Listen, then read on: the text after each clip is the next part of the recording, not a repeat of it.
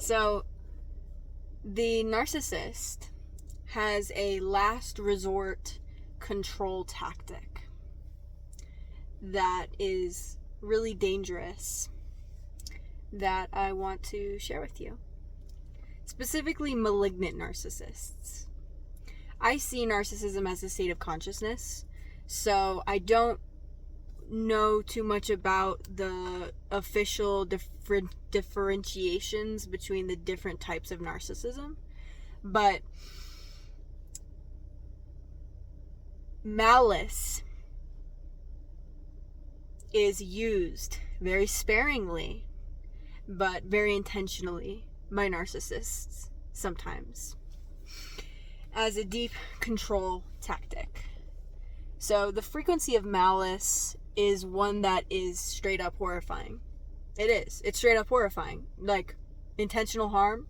It activates every threat, center in the body. Malice. And narcissists kind of have this sense of when they're losing control over you. Like, they know when you see through them. Because their stability is dependent on the control that they have over you. So you may know that narcissists have a deep need for validation. The narcissist's need for validation is very different than healthy validation, such as, my emotions are valid, my thoughts are valid, like my experiences are real. That's healthy validation.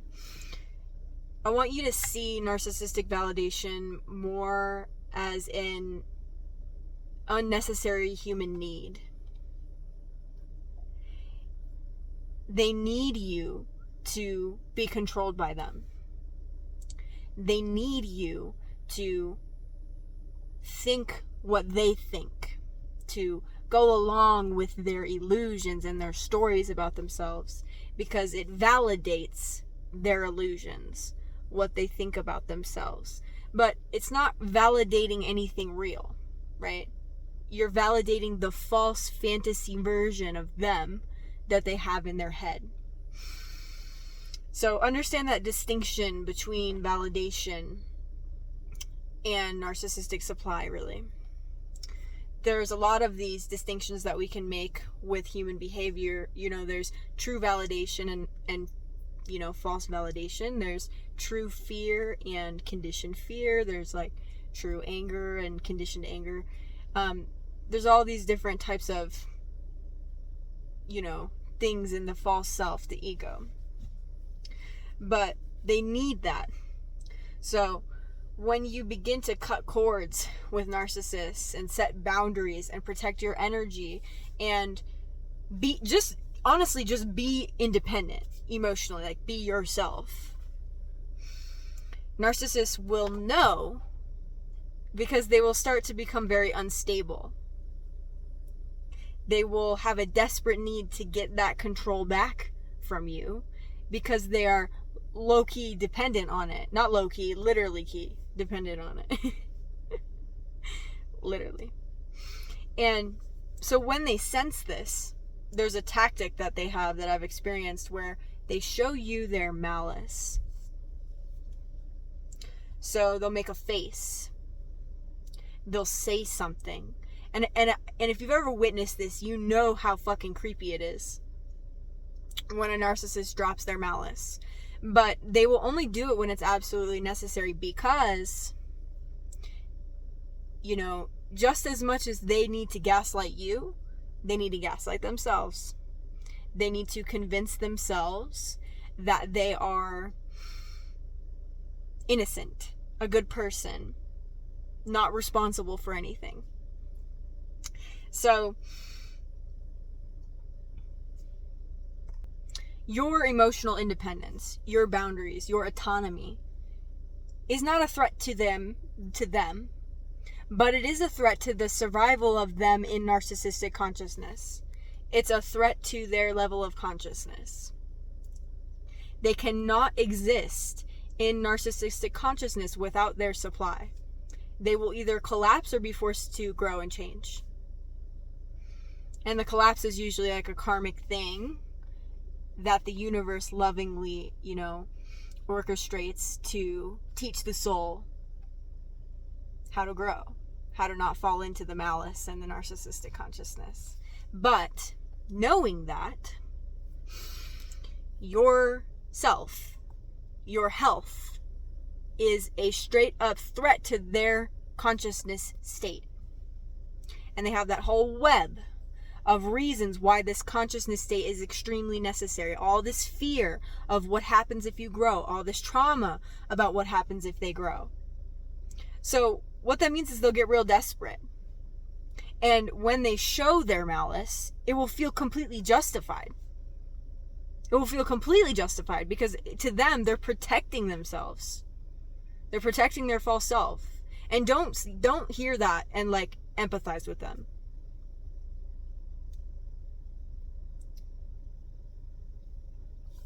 But so how this works is in childhood, if you have this repeating pattern in your life of malicious narcissists, you have experienced a malicious narcissist in childhood. That's how the universe works. Patterns repeat themselves so that you may learn the lessons, grow, protect yourself, and break the karmic cycle. And there's probably a moment in time where a narcissist did show you their malice. So when the same narcissist or a new narcissist starts losing control over you, what they can do is let out their malice in hopes of activating your trauma. If you've been on my channel, you know this. Narcissists mainly control you by activating your past trauma. They don't really have to traumatize you. They can and do. But they don't really have to. Their power is really about the past trauma. So they will be seeking to activate a past trauma response that will cause you to submit and comply. And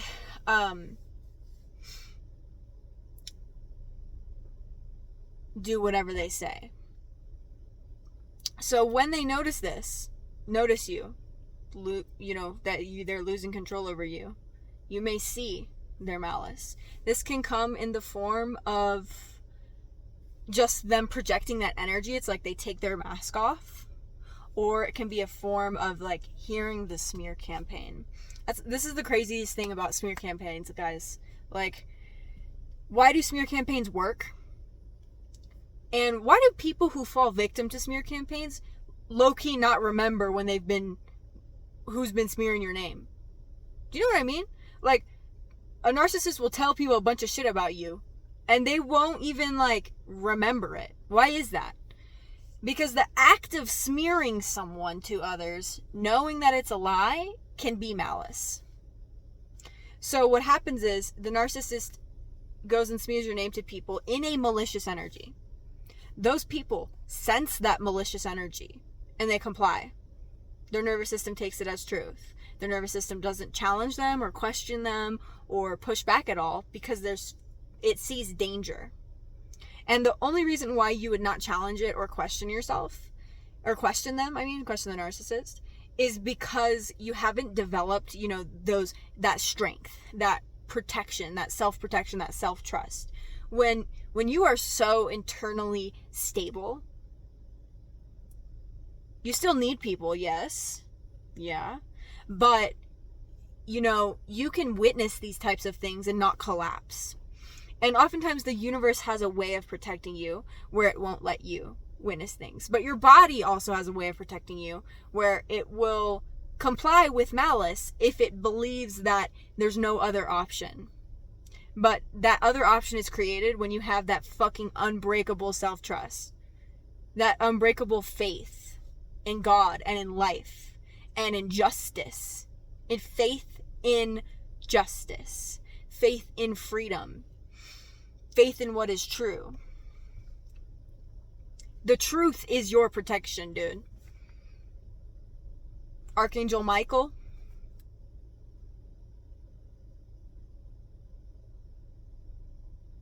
the protector, archangel, that's the angel of truth. Why is he the protector? Because truth is your protection, and your connection to truth will have you pulling yourself out of the motherfucking darkness like a fucking champ. Rolling in the deep. But yeah.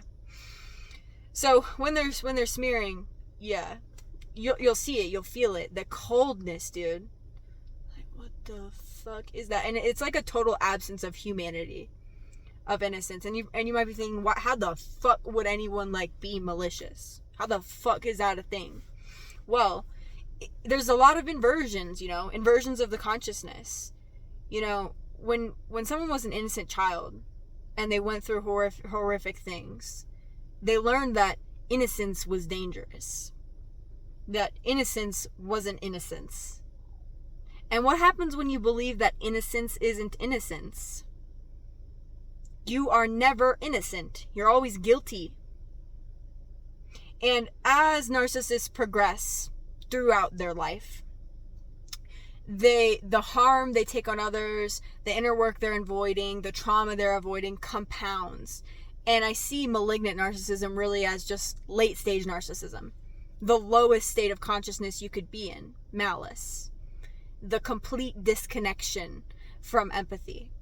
But like I said, they won't let it out unless they see it as absolutely necessary. Because if the narcissist sees their own malice, it's a threat to their illusions about themselves, to who they think they are. And those illusions are not just, so that they can get away with things. No. The illusions allow them to avoid their guilt. They rack up years of guilt, dude. Years of guilt, of shame, from their real actions, from harming people. So if they let go of that illusion, of their illusions, what happens? They collapse. And what happens when you become independent and have autonomy and don't let them control you? Their illusions start collapsing, and you start seeing who the fuck they really are. Who the fuck they really are, dude. And it's fucking horrifying.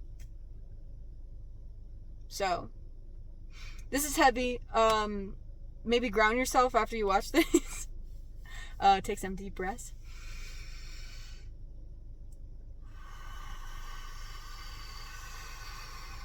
Meditate.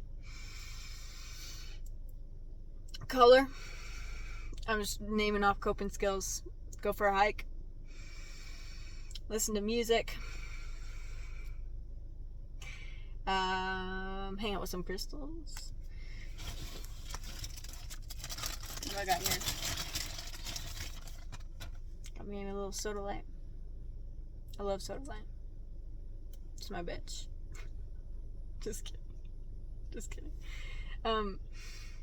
But yeah. So they will let out their malice in an attempt to get you to comply. It's kind of a symptom of narcissistic collapse. The mask completely slipping off.